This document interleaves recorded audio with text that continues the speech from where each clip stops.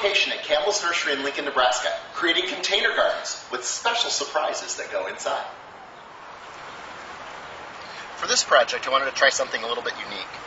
We've sunk a pot down inside here. This is a pot of kangaroo paw from Monrovia, and we've just sunk that pot and all right down into the center of this. I've got a surprise for the people tomorrow that are watching the presentation, so you get to see the behind-the-scenes part of it right now. We're going to plant the rest of this in a perimeter using orange-colored flowers all the way around the outside of this pot. So I've got some great orange-tone begonias.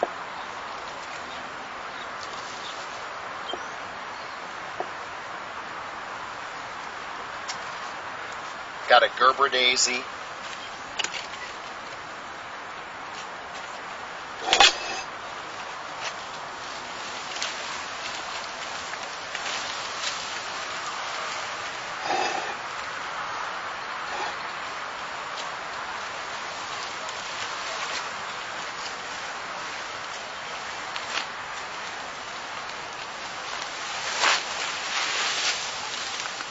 This little guy is called Mystic Spirit.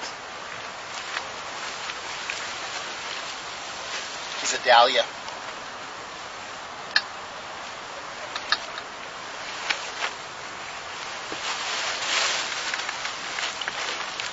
Got another begonia. Now notice how I switched up tones. I've got 3 different tones going in there, but all picking up that great orange color we have. We're going to drop him in over on this side over here, so we've got some separation between all the flowers.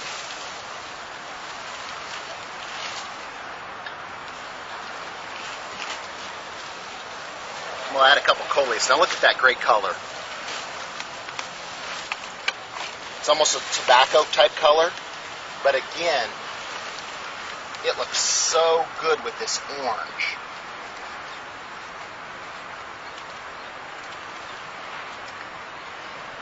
I'm going to reinforce that with one more of the same color.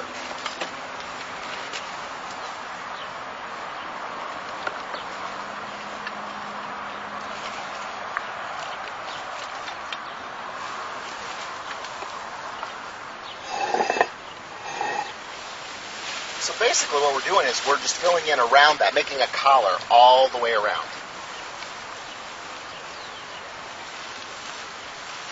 This coleus is called El Brito. And look at those shades with that wonderful crisp yellow ruffle on the edge.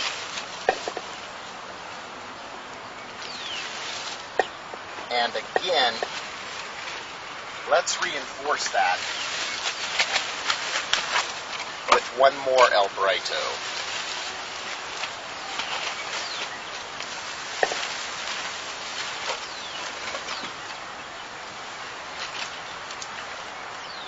Now there's something very therapeutic about digging in the dirt, getting your hands down inside there, having the dirt underneath your fingernails, a little bit of sweat rolling off your forehead. It's all great because that's part of what goes into the whole process.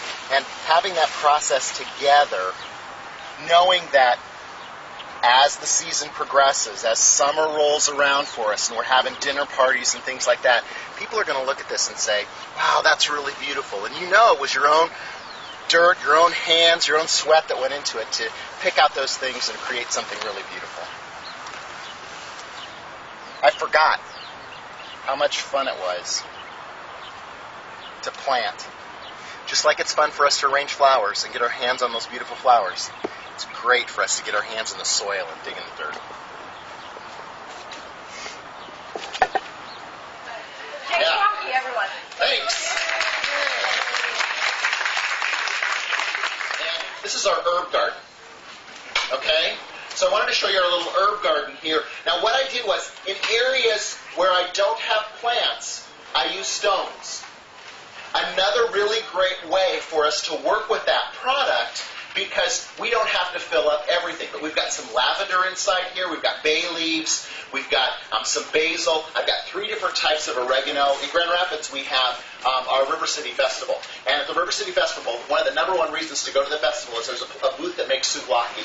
And souvlaki is pork cubed up that's been marinated in oregano and lemon juice. and then you grill it. And it's a fabulous summer dish. So that's why I have herbs. My 2 window boxes off my deck have herbs in them. So I can go out and I can trim from those herbs all the time. And one of the herbs that I am so crazy about right now is lavender. That's why I included lavender here. They have several different types of lavender. I love lavender for the rubs that you can do on meat products. Okay? Using lavender in a rub with other spices. I think about Misty's here. I use my brother-in-law sends me Misty's seasoning all the time. I take fresh lavender and put it with my Misty seasoning and put that on my pork roasts. I put it on chicken breasts. And the lavender inside there is amazing. We went to the Ali'i Lavender Farm in Maui. You can go on our website, uBloom, and watch the webisode where we went there. But they made a rub, and I don't get back to Maui, right? I was there one time. So I can get to Maui, I can get that feeling, I can get that sensation by using my lavender and incorporating that into my food dishes. There's so many great recipes that are out there, whether you get them out of magazines or whatever, but having herbs together for that is the perfect opportunity for us to use that. So many different types of oregano. This one right here looks like a little succulent. This one is just the regular one. Sometimes, more than anything else, I'll just go out to my little herb garden and rub all the leaves and smell them. Because that's the important part. It connects me up because so many times we don't have that ability. Digging around in the soil yesterday was so good for me. It really, really is a therapeutic device for us. It's therapy for us to go out and be able to design flowers or work in the garden or dig in the dirt. Those things are really good. I didn't want to wash my hands last night because I liked the look of the dirt under my fingernails. That looked good. It made me feel really good about myself. I've been sweating. It was great. You know? So, but I did. So, all right. So you can take those away. Now, okay, the myri that we talked about before too. This is the myri again. But what? It's heavy. Where are the boys? Here, have the boys come get those. Okay, yeah. All right. Okay, so the myri, I love that. I love that chartreuse green. I love the way that it feels. I love the position of these. I like how it looks pointed inside there. And I saw this one just sitting in there. I love that. This was inspired by the container itself. This basket is such a great color. These are called Sedona coleus. And so the Sedona coleus in here, it looks like it's orange and green to me. I mean, that's the coloration that I have. So I think that that's just a really fun way. I love the way that this looks kind of, it's like a peanut buttery caramel type color. And those look so great. Now, with these, when we go to create a container garden, we talk about a thriller, a filler, and a spiller. So in the center of this, our myri is the thriller. That's going to get bigger, it's going to get longer, it's going to come out of the middle and thrill everybody. The fillers are the coleus on this side, and then the spillers are these wonderful chartreuse green branches that are going to hang down over the side. Sweet potato vine, great spiller. The little tiny petunia. Calibracoa, fabulous spiller because it goes over the side of the container.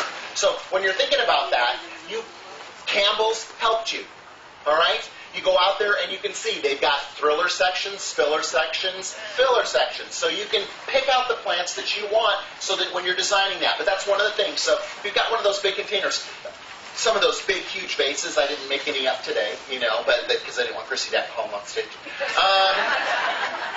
I know, gotcha, promise.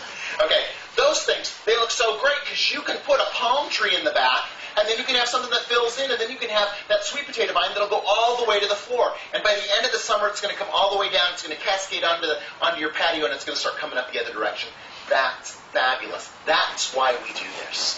We do this because it reminds us that we live in a fabulous place where we've got 4 seasons. You are so lucky here because you get spring, summer, fall, and winter. That means you get tulips. That means you get daffodils. That means you get crabapple trees. That means that you get pretty fall leaves on the maple trees. That means that you get snow. And that means that in the summertime we plant our gardens and our gardens look fabulous. So this is great. I love that coloration. So, okay, now, and look at this too. I love this. Because I had this sitting back here and I just saw it just a half a second ago. You can have interactive garden statuary. I love the fact that he's just kind of peeking out from behind there. Over here, for you, Renata. There you go. He's coming that way. Kind of looking over the top. Renata's so great. I went to school with her. I went to Fremont Senior High School with her daughter. And so our mascot was the tiger. So, and we're in a circus tent today. So, but look how great he looks with that. That's fun. Now, this is the E.T. fingers one. And when it came by, didn't it look like E.T.'s finger? Going home. I can see the Elliot. It's perfect. This one, too. I love this succulent because it's like a ground cover, and it's all that lime citrus color that Mike was telling me about earlier.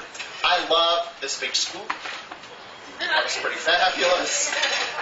Thinking I'm going to see that on Martha's Collectibles. I collected these from Campbell's Nursery. I bought them for $4. Now that I've featured them in my magazine, they're worth $400. It's got 4 little chicks off to the side. It's that wonderful brown. It looks so great inside this pot. I added some stones around the outside of it. That just functionally is so incredibly beautiful. I love that itself. This is a piece of art. Orange. Oh. Yeah. These great colored pots. Now that has color and magnitude out into your garden already. So you can focus on the colors that are in here, which is what I've done with many of the plants that are inside here. We have the coleus, we've got some Gerber daisies, we've got the begonias. Around the outside of this, actually, these are mostly shade, and I've got the kangaroo paw in the middle. Now, what's interesting about the kangaroo paw one was that I set this in its pot, okay, so that I could add that to the center of that to have something fun in the middle. And I left it in its pot because there's certain times a year that I might want to add something fun to it. So, it's wonderful eco glass, recycled, 100% recycled, gazing globe. Okay? Great colors, really fun, and that I can drop down into the center of this. Okay? So that gives us a fun appearance as well. Now, you know what? You have some of those big garden pieces. You can set a gazing globe off to the side of that and have it be asymmetrical. There's just fun stuff you could put inside here. You could use garden statuary. Sorry. Thank you so much. Because I thought, we're in a circus tent today. So we could have a tiger. And he could go in the center of this too. Alright? Whatever you want. We had the elephant at Christmas time. We have the tiger today. But again, what's great about that is that perimeter planting around the outside. Now, what I wanted to show you about this, several functional pieces with that. The fact that we can drop something into the center of it, the fact that we can put a plant in the middle of it, but also the fact that we can do perimeter planting with containers. Because what's amazing about this is we don't need to have anything in the center of that. A money-saving idea for you is the fact that you can plant all the way around the outside of a container and let the flowers spill into the center. And they will do that for you over the summer because they're healthy. You've used fertilizers with them. They're going to do that. So that's a really great thing. Sometimes you have a big container. This is what we have an arrangement that we make on JTV called the perimeter urn, where we take a big, huge urn and we put the flowers all the way around the outside. And it looks as if it's a big, full container. Same thing here. Okay? Planting those flowers around the perimeter of the outside. Very valuable way for us to do that. Okay? So, and we can put fun stuff in the middle if we want to. It could be a couple of wine bottles. And then you can already throw a couple candles in them for outside. That could be fun. You could use a torch in the middle of the inside. They've got some really cool torches inside there. You've got lots of different opportunities to help this be interactive. Because one of the important parts about what we do outside in our garden is the fact that it's for us. We're going to have fun. We have the most incredible resource that you possibly could have. I know I've said that to you about Christmas stuff. I'm even more impressed with spring here. It's amazing. The amount of products that you have to choose from, the things that you're going to be able to do, the color you can add to your garden, the fun that you can have, the great thing that you feel about it. Because gardening is truly therapeutic. That's one of the things that they tell us. Okay? If we want to lower our blood pressure, if we want to relax, if we are too stressed out, we can get out into the garden and dig. And when we do that, if it's a couple plants, if it's a couple petunias, whatever it might be, this is a solution for us. And I think a perfect opportunity for us, especially with this year, that we have the opportunity to bring beauty into our lives, so we can create fun things, that we can talk about really wonderful stuff, that we can invite friends over to our garden. We can do things together as hobbyists. We can have friends that we can do it with. All sorts of opportunities for us. It was so much fun for me to be here. And that's one of the things that you have. You can come here, you can decide this weekend, next weekend, a little bit more later on, just adding to it, talking to the great people here, finding out those wonderful things. Because the important part about what we do is the fact that we want to ensure that we've improved the quality of life that we have. As I said, turn off the television, put down the newspaper, get out into the garden, get into your backyard, get out there with your family, get out there with your friends. Invite friends over to grill out. Invite friends over to have a cup of tea. Invite friends over and have parties and plant each other's container planters. And then go over to the other person's house and plant their container planters. Have a bottle of wine and they'll look even better. Perfect. But I think from that aspect, it's about creating relationships. It's about enjoying ourselves. It's about the therapy that comes along with digging in the dirt. It was an extreme pleasure, number one, for them to ask me back here. Number two, to see what it looks like. Number three, for them to give me the opportunity to plant up 18 or 19 container gardens in an afternoon and really enjoy myself doing that. You've got containers around the house you can use. You've got different types of things that are available. Maybe you've got that old basket that's hanging in the garage right now and you're saying, you know what, that's been hanging there for 10 years. I'm going to get it down. I'm going to plant it full of plants. I'm going to enjoy it this summer. That's what it's about. Any other questions? Questions while she's collecting? Yes? Those little big containers, your dirt's in there from last year. Should you take all that out and try to put all new, or just embellish it with some compost and some of that water retaining? I don't know.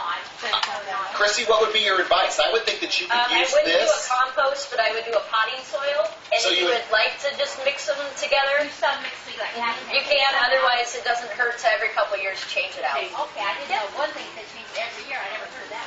What do you think? I'm going to ask you a question then. What do you think about when you've got those really, really huge containers? Is there any way do you fill that whole thing up with soil, or what do you do? No. Okay. I either use packing peanuts in the bottom, those plastic packing peanuts. I love that. Weight recycling. Yes, because Perfect. they don't biodegrade. So use them in the bottom, or you can also use some type of a mulch or a chunk bark or something just to fill, something light that fills the bottom that allows water to go through. Pop cans. Pop cans are another great Pop idea. cans. I love that. That's a great idea Plastic too. bottles, anything that'll just hold space. Hold space. Fabulous idea. What? Did you have a question? Yes, I did. Sometimes I've heard that it's best to break up some of those roots when you go to take the plants out of those little containers. Should we do that or not? Is it best to... What do you or does it say, keep them on the plant? expert? Sometimes it depends. If it is a massive, massive, massive root ball, sometimes it helps to kind of just, I wouldn't don't destroy the roots. But you can kind of break them up a little bit. But on some of these new plants that, we've only been growing for a few months, they have such a small root system already anyway, I wouldn't touch them. Just plant them kind of as they come out of the pot. But like I said, if it's a massive root, then Yeah. But you don't want to disturb the roots too much. Sometimes can you form them? Sometimes I'll form them and Sometimes you squeeze them on it, I kind of squish them. Okay, all right, that's good. Yeah, okay, that's what I'm doing. I'm the instant gratification girl too. Yeah, because you're here all the time. Right. So I want it to look pretty. Right. Yes. Chrissy, on your big containers, then when you put pop cans or filler or whatever in the bottom, how much soil should you add? I usually do about a third. If you have a really tall container that's maybe 3 or 4 feet tall, I would do a third on the bottom of pop cans or mulch or something, and then 2/3 soil.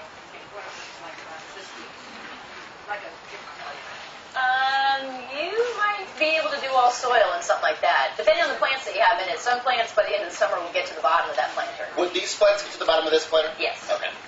So this size, you don't need to do that. Especially those coleus, they're pretty aggressive, so they've got a pretty deep root system. Yep. You're so smart. Yes.